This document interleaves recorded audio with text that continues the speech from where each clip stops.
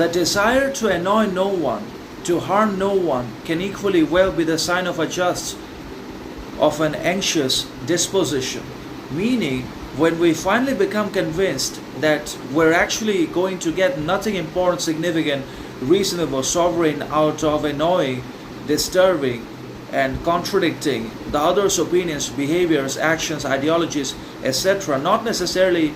because they are bad, unfair, or unjust, but because ultimately no one changes, and we cannot change anyone at all, because people don't really change in reality. People never change, they just persist in their ignorance, arrogance, and extend their sorrows, crises,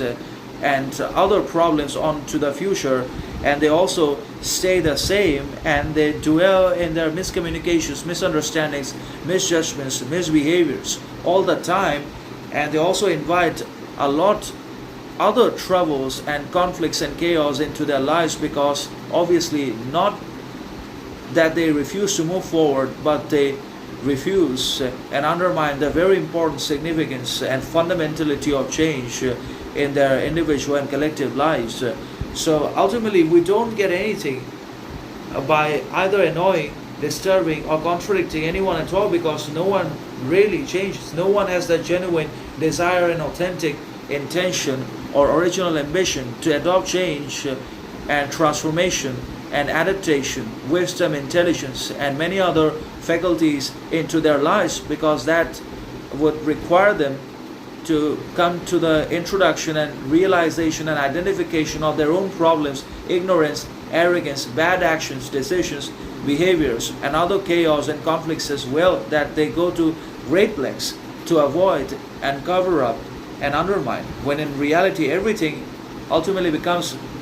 reflected in our behaviors and indicative of our attitude. Whatever is suppressed or repressed or ignored always comes back, because it neither vanishes nor disappears into other people or into the universe. But whatever is put into repression by our ignorance, arrogance,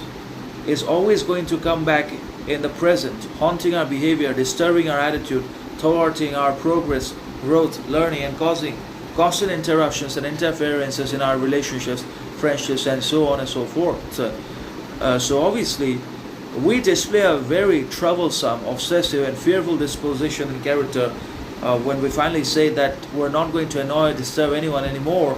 So that's how this paradox works. When we don't want to disturb